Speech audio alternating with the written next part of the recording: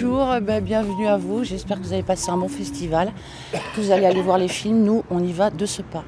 Au casting de Beaune ce soir, un réalisateur franco-espagnol, une actrice envoûtante et deux flics ripoux et totalement barges. Let's go fuck some scumbags.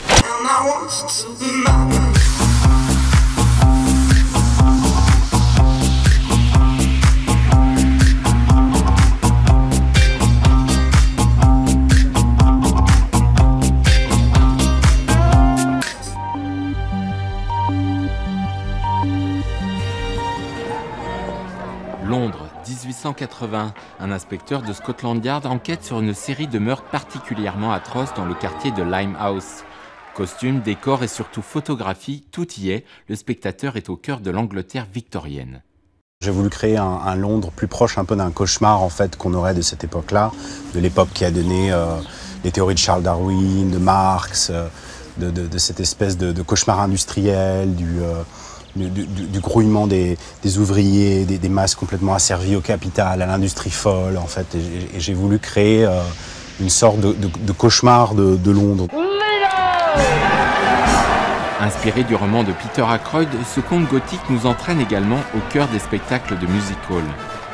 I burnt both my hands while trying to cook my old man's mutton broth. Ambiance pesante, quartier malfamé, tueur en série, on pense forcément à Jack l'Éventreur.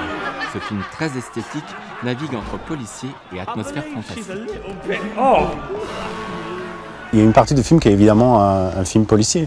Après, je pense que le film va au-delà de ça. Et je pense que c'est tout l'intérêt des genres. C'est justement de respecter les codes et aussi de les transcender, hein, comme fait très bien le cinéma coréen. Hein. Gothique et esthétique, The Limehouse Golem pourrait bien faire partie du palmarès.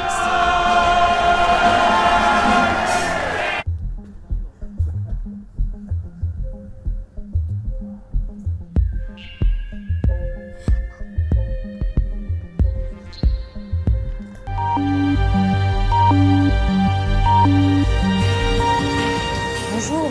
Bonjour, merci, installez-vous. C'est un interrogatoire, mais ça reste chaleureux. Ça reste convivial. D'accord. Vous avez déclaré hier soir sur le tapis rouge de Beaune que vous étiez de Saulieu, en Côte d'Or. Est-ce qu'on peut en savoir un peu plus sur cette partie de votre vie?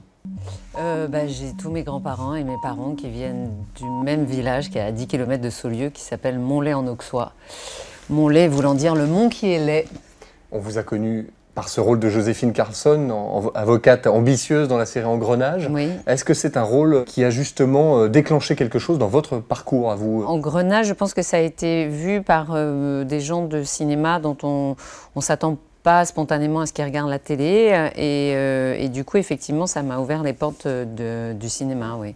Est-ce qu'il y a un polar français dans lequel vous auriez aimé jouer? Ah, il y en a plein, mais c'est souvent des personnages masculins. C'est-à-dire que moi, j'aurais adoré être dans Les Tontons Flingueurs, par exemple, vous voyez. On ne cesse de vous voir dans des séries policières. C'est quelque chose qui vous tient à cœur. J'aime beaucoup ce genre. Je trouve qu'il y a de plus en plus de personnages féminins intéressants et complexes, avec des caractéristiques qui étaient traditionnellement plus masculines.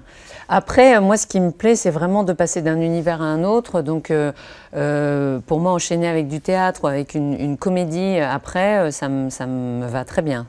Est-ce qu'il y a une personnalité, un membre de jury qui vous a fait vraiment marrer? Globalement, très bonne équipe, mais le président, Jean-Paul Rapneau, est quand même adorable. Le gars a une filmographie de fou, hein, quand même. Et donc, il essaye de se débarrasser totalement de sa responsabilité de président en nous refourguant les obligations telles que faire un petit discours ou remettre le prix aux gagnants, tellement il est flippé de monter sur scène. Et je trouve ça vraiment adorable, quoi. C'est-à-dire que vraiment, Jean-Paul Rapneau, quoi.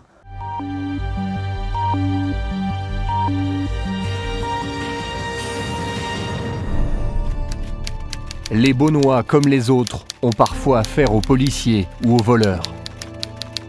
Voici leurs histoires.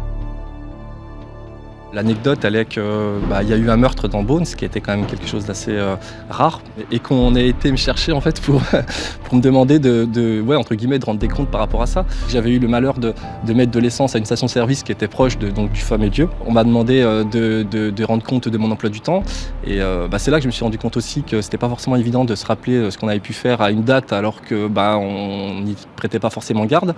À l'époque, il n'y avait pas l'ADN.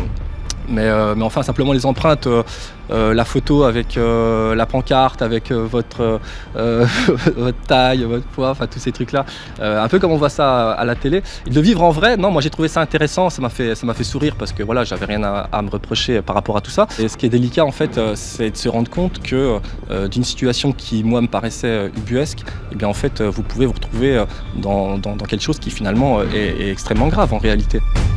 En fait, je ne sais même pas vraiment ce que c'est au fond un film policier. Bon, j'imagine qu'il y a un peu des policiers. Des méchants, des gentils. Des méchants, des gentils, voilà.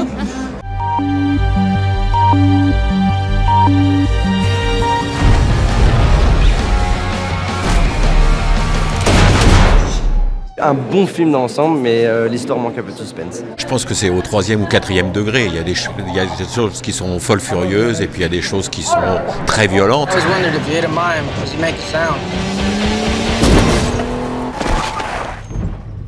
Well, now you know. Il y a beaucoup de morts, il y a beaucoup de coups de feu, il y a beaucoup d'assassinats, il y a beaucoup trop de choses comme ça. How did we enjoy our sabbatical?